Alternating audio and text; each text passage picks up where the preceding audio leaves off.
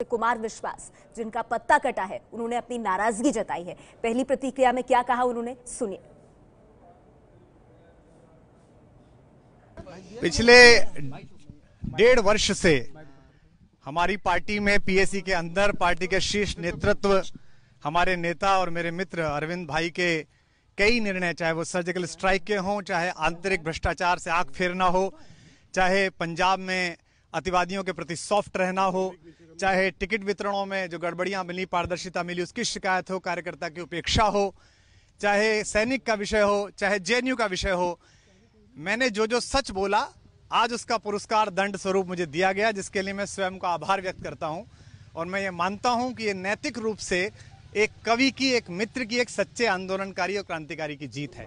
साथ ही मैं पिछले 40 वर्ष से मनीष के साथ काम कर रहे, 12 वर्ष से अरविंद के साथ काम कर रहे, 7 साल से कार्यकर्ताओं के लिए काम कर रहे और 5 साल से लगातार आम आदमी पार्टी के हर विधायक के लिए रैलियां कर करके, ट्वीट कर करके, मीडिया में बहस कर करके जिन्होंने पार्टी को आज खड़ा किया है, ऐसे महान क्रांतिकारी श्री सुशील गुप्ता जी को आंदोलनकारियों की आवाज राज्यसभा में भेजने के लिए अरविंद जी ने चुना है।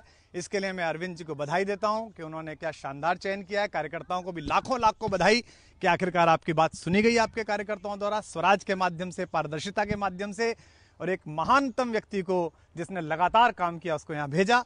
ऐसे ही लगातार आंदोलन के लिए और अपने छोटे भाई बहन जैसे विधायक साथियों के लिए, उनके व्यक्तिगत जीवन के लिए भी कार्यकर्ताओं के लिए चिंतित रहे। कोई एक श्री NDNL, क्या नाम है, हाँ, कोई दूसरे गुप्ता जी हैं, उनको भी भेजा है, तो इसके लिए भी कार्यकर्ताओं को बधाई।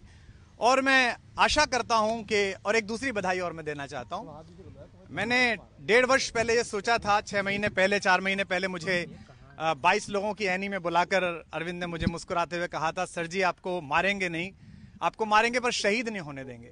तो मैं उनको बधाई देता हूं कि मैं अपनी शहादत स्वीकार करता हूं। बस एक निवेदन करता हूं कि युद्ध का भी एक छोटा सा नियम होता है। मैं तो आपका भाई हूं, मित्र हूं, कि शहीदों के शव से छेड़छाड़ नहीं की जाती। और मैं जानता हूं आपकी इच्छा के बिना हमारे दल में कुछ होता नहीं है। आपसे असहमत रहकर वहां जीवित रहना बहुत मुश्किल है। और मैं अभी तक आंदोलन का हिस्सा हूं, पार्टी का हिस्सा हूं। तो मैं ये अनुरोध करता हूं कि कृपया अपने चारों तरफ के अमात्यों को, मंत्रियों को, ट्विटर के वॉरियर्स को, लोगों को ये कह दें कि शहीद तो कर दिया, कोई बात नहीं, पर इस शव के साथ छेड़छाड़ ना करें। ये तो युद्ध के नियमों के भी विपरीत है। आगे से कोई ऐसी दुर्गंध ना फैले। तो मैं बधाई देता हूं। और देश भर में जो करोड़ों शुभचिंतक, देश भर में जो लाखों कार्यकर्ता जो मेरे प्रति बहुत स्नेह से भरे हुए हैं, मैं उनका आभार व्यक्त करता हूं। और साथ तौर पे उनसे ये कहता हूं कि सबको लड़ने ही पड़े अपने अपने युद्ध, चाहे राजा राम हो, चाहे गौतम बुद्ध, सबकी लड़ाइयां अकेली हैं। मैं अपनी लड़ रहा हूं, आप अपनी लड़ रहे हैं। और मैं बहुत बहुत शुभकामनाएं देता हूं इन दोनों महान क्रांतिकारियों को, जिनको चुनकर रामलीला मैदान की लड़ाई का प्रतिफल और निष्कर्ष नवनीत बनाकर आज देश के सर्वोच्च सदन में, जहां कभी महनीय लोग बैठे हैं, जहां अटल जी जैसे और इंदिरा जी जैसे महनीय लोगों की आवाज गूंजी है, वहां भेजने के लिए उन्हें चुना गया है। मैं अरविंद को और पूरी पार्टी के जिन लोगों ने ये तय किया है उनको बहुत बहुत बधाई देता हूं। बहुत बहुत धन्यवाद।